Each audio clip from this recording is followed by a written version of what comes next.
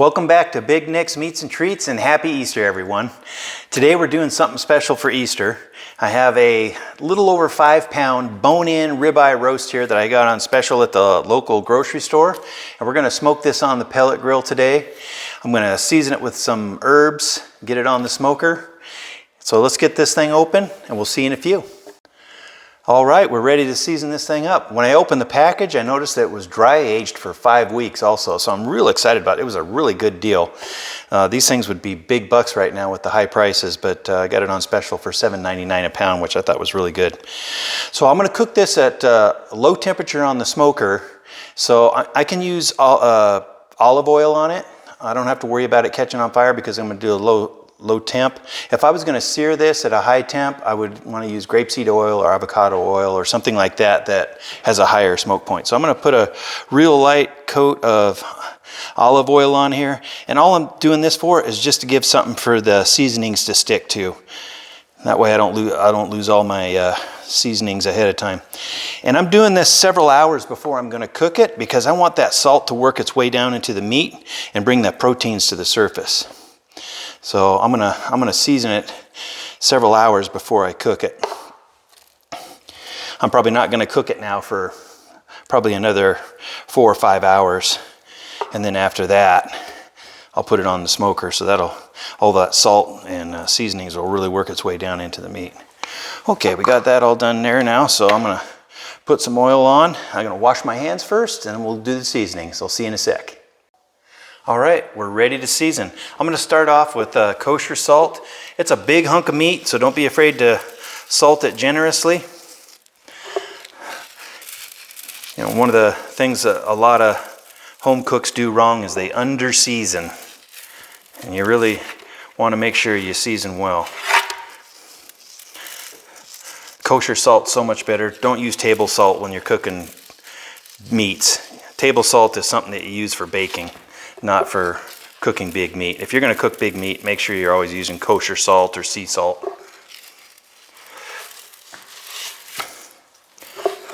Want a nice layer of salt all the way around this thing. Don't be scared.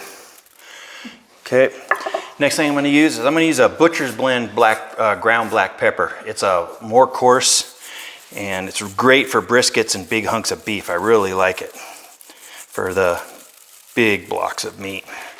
Same thing, don't be scared.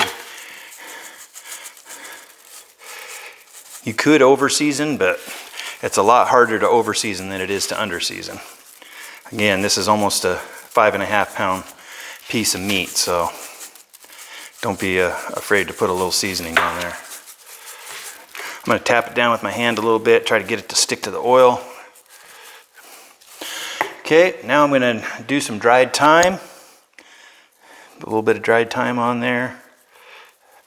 These herbs just give great flavor. This should taste almost like prime rib. I'm really excited to do a bone-in ribeye roast. These things are so expensive right now. I couldn't believe what a deal I got on this. Okay, dried thyme. Now I'm going to do a little dried rosemary. Same thing, you might have to tap it down with your hand to get it to stick to the oil. This is gonna give that great crust on the outside. If you noticed, I used a cookie sheet under the hunk of meat here so I don't make a mess of the kitchen, and then the commander at Big Nick's Meats and Treats Command Center here will not be happy. Next thing is some dried coriander. I'll put some dried coriander on there. So I got salt, pepper, rosemary, thyme, and coriander. And I'm really excited about this being bone-in too, because if you can get the bone-in ones, man, they're gonna impart so much flavor for cooking.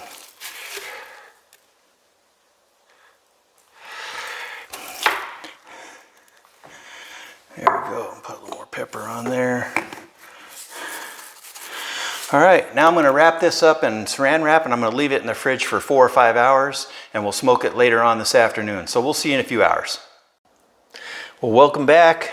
We've had the roast sitting in the fridge for about 4.5 hours with the salt and the seasonings on it. So I'm going to transfer it from the cookie sheet here, and I've got one of these cheap aluminum pans from the grocery store and a cookie cooling rack, and I'm going to put the roast on there. And the reason I do that is so I can collect the drippings when it's cooking and use some of those drippings for gravy. So let's go get it out on the smoker. All right, we got the smoker up to 250. I'm using oak pellets today. I really like oak for beef. It gives it a nice assertive flavor. So I'm gonna go ahead and put it on here.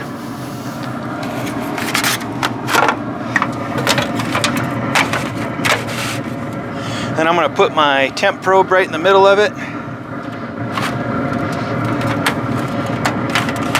Pan's giving me a little bit of grief there. And I figure this is probably gonna take about 2.5 to 3 hours. I'm gonna shoot for a temperature of about 125 to 130. So we'll see you in a couple hours.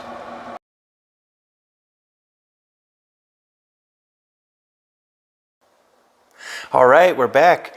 This thing took about 3 hours and 15 minutes to cook at 250, and man, does it look and smell amazing. I've had it resting for about 15 minutes or so. I think we're ready to cut into this thing. Take a look. It's got some twine on there that came from the butcher's. I'll get that off there. Oh man, look at that. Almost want to eat the string.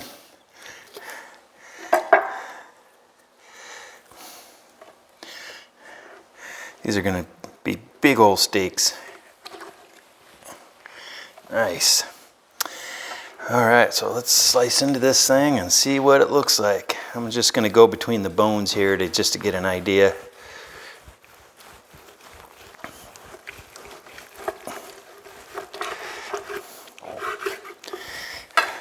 Let's take a look.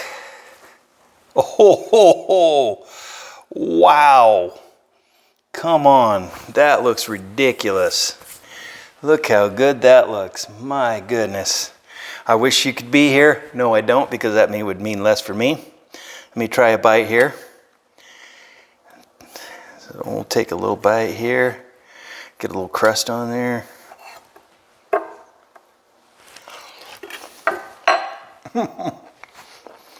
Man, that is so good. So good. If you get an opportunity to get yourself a ribeye roast, try it this way. It is so good.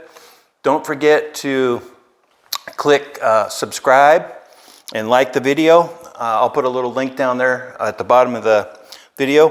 And until I see you next time, watch me work.